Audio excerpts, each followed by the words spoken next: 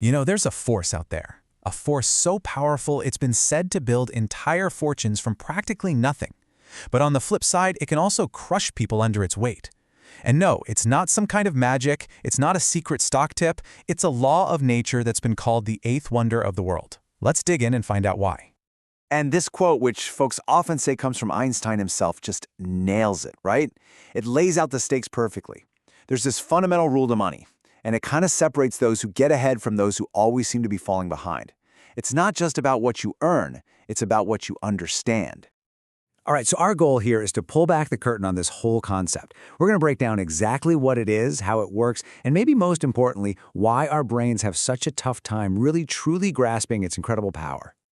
So to get started, just look at the difference here. On the left, you've got simple interest. Think of this as just basic addition. You put $1,000 in, you get 5% interest, you make $50. Year after year. It's a straight, totally predictable line. But then, look at the right side. That's compound interest. And this isn't addition, folks. This is multiplication. Yeah, that first year you earn your $50, but the next year you earn interest on $1,050. Your money starts earning its own money. And that's when you get that explosive geometric curve. Okay, so how does this really work? What's the engine driving this thing? Let's pop the hood and see how this one simple idea creates what is basically a financial force of nature. At its heart, the idea is incredibly simple. It's interest on interest. Your first investment earns some interest. Great. But then, the next time around, you earn interest on your initial chunk of money plus all the interest you've already earned. It becomes this amazing feedback loop where your earnings start generating their own earnings. Warren Buffett just hits the nail on the head here.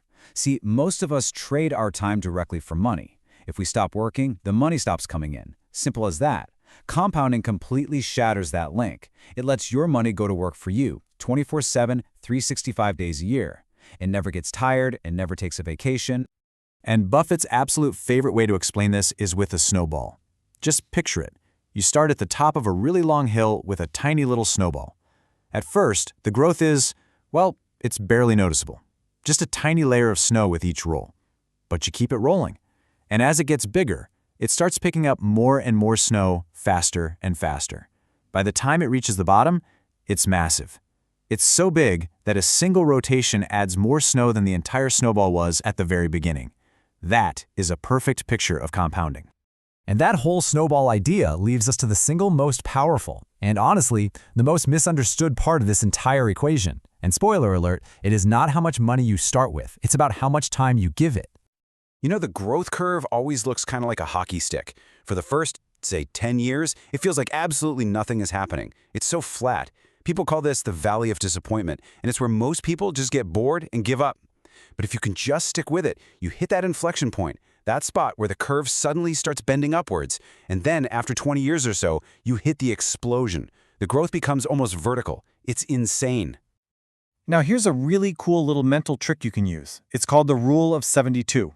All you do is take the number 72 and divide it by whatever interest rate you're getting. The answer is a pretty good estimate of how many years it's going to take for your money to double. So if you're getting a 10% return, you just do 72 divided by 10, and you know your money will double in about 7.2 years. Super handy, right? And this chart just brilliantly shows why that rate of return is such a huge deal. At 6%, it takes 12 long years to double your money. But if you can get 12%, it takes only 6 years. It happens twice as fast. Over a lifetime, those extra doublings make an absolutely astronomical difference.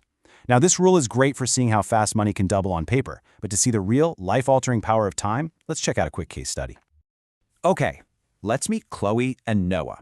Chloe is our early bird. She invests $500 a month, but only for 10 years, from when she's 20 until she's 30, and then she stops, cold. That's a total of $60,000 invested. Noah, on the other hand, waits until he's 30, but then he invests that same $500 a month all the way until he's 65. He invests a whopping $210,000, more than 3.5 times as much as Chloe. So, here it is, the big question. At age 65, who comes out on top?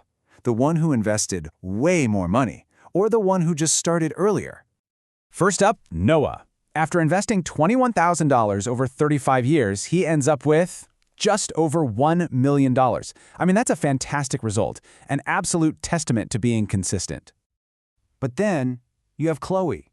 Remember, she only put in $60,000 and then didn't touch it for 35 years. And somehow she ends up with more money.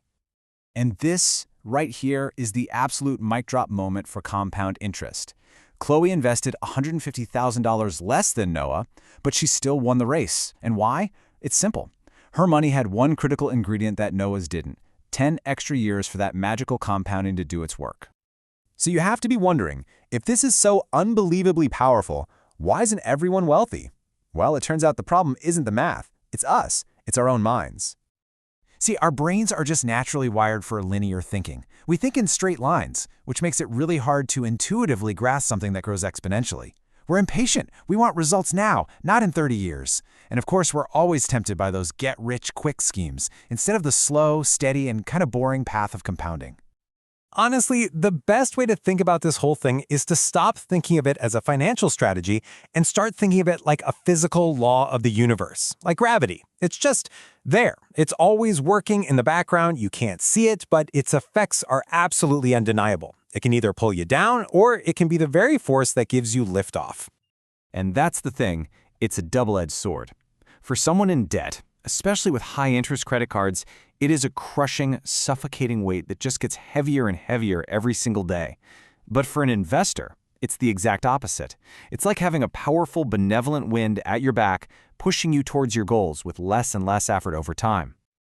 But you know, maybe the most beautiful thing about all of this is that it's completely accessible to everyone. It democratizes wealth. You don't need to be a genius. You don't need a massive starting salary to harness this power. The rules of the game are exactly the same for everybody. So when you boil it all down, it really just comes down to two simple things. First, you need the discipline to just start, no matter how small. And second, you need the patience to just get out of the way and let the unwavering, unemotional mathematics of the universe do all the heavy lifting for you. So this entire explainer really boils down to one single question you should ask yourself right now, today. Is your money working hard for you, or are you just working hard for it?